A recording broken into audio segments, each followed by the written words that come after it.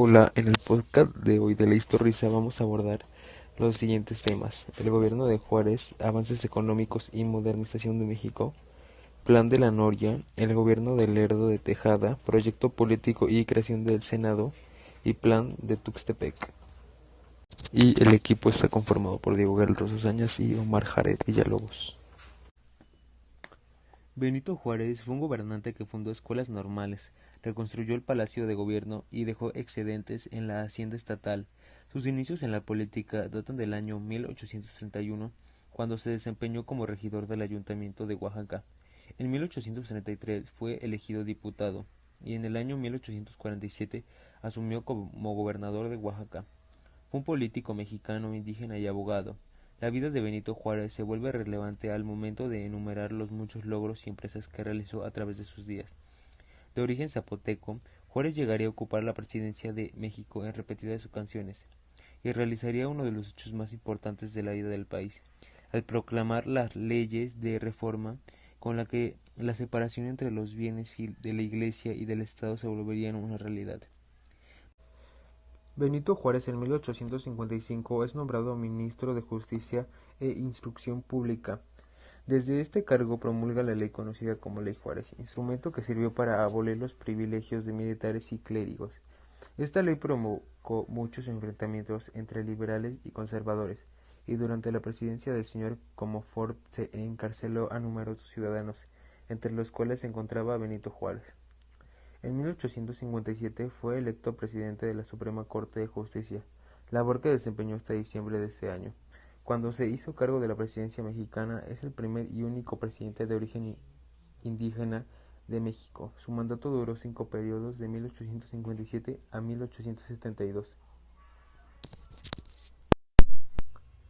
El 8 de noviembre de 1871, Porfirio Díaz proclama el Plan de la Noria, en el que ataca a Juárez y declara que la reelección indefinida, forzosa y violenta del Ejecutivo Federal ha puesto en peligro las instituciones nacionales.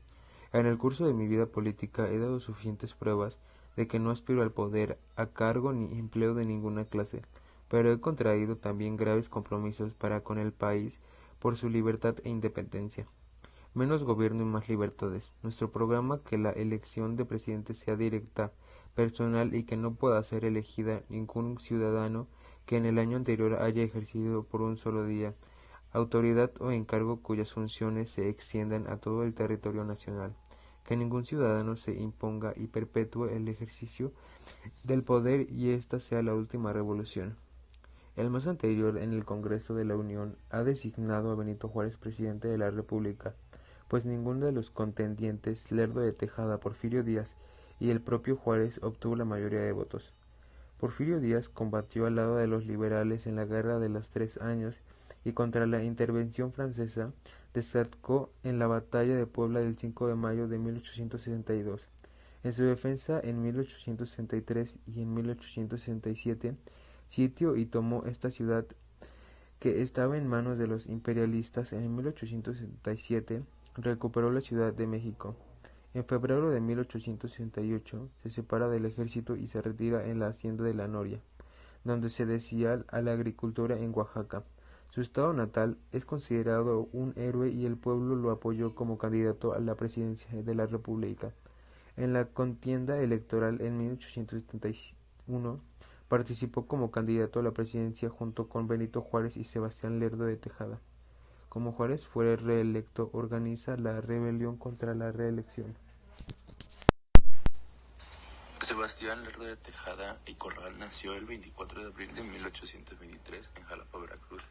Liberal, culto y político de ideas radicales. Fue un abogado, ministro de Relaciones Exteriores con el presidente Ignacio Confort del 5 de junio al 16 de junio de septiembre de 1857 y presidente de México de 1872 a 1876. Los proyectos políticos fue electo diputado al Congreso, donde empezó su estrecha colaboración con el presidente Benito Juárez. Como ejemplo de ello encontramos que luchó junto contra el presidente Juárez contra la invasión francesa en México.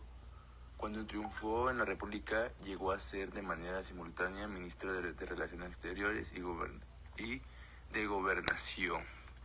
Durante su interinato promulgó una ley de amnistía a favor de los que habían levantado contra las instituciones, pero la que fueron excluidos fueron los generales imperialistas y con mucha reacción para los porfiristas, lo que generó un levantamiento de estos.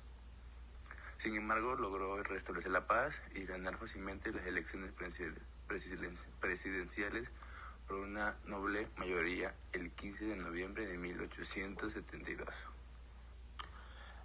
Como presidente constitucional, restableció el Senado, propició una decisiva intervención estatal para promover el desarrollo como una orientación nacionalista, por lo que se negó a otorgar concesiones a los norteamericanos.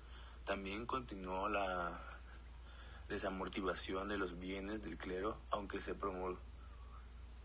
provocaban propuestas y rebeliones y cristeras. Inició la reorganización de las haciendas públicas e inauguró el ferrocarril Veracruz-México, lo que significa el inicio de otros proyectos de Congreso acondicionados por los liberales y mejoramiento de las comunicaciones de México. Ahora hablaremos del plan de Tuxtepec. Fue un plan elaborado por Porfirio Díaz para destruir a Sebastián Lerdo de Tejada, que fue anunciado el 10 de enero de 1876 en el municipio de Villa de Jutitlán de San Lucas, Ojitlán, Tuxtepec, Oaxaca.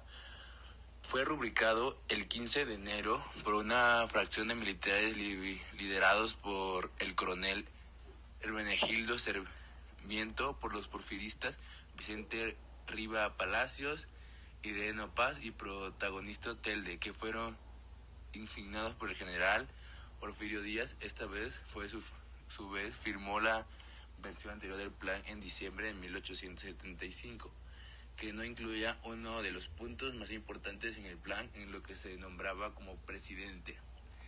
Estas son algunas justificaciones que tenía el plan de Tuxtepec debido a redactado. Incluía los siguientes conceptos que justificaban el movimiento armado. Número 1, el gobierno de Benito Juárez. Número 2, la soberanía de los estados había sido vulnerable repetidas veces. 3, el tesoro público había sido dilapidado en gastos de placer. 4, la administración de justicia se encontraba en mayor prostitución.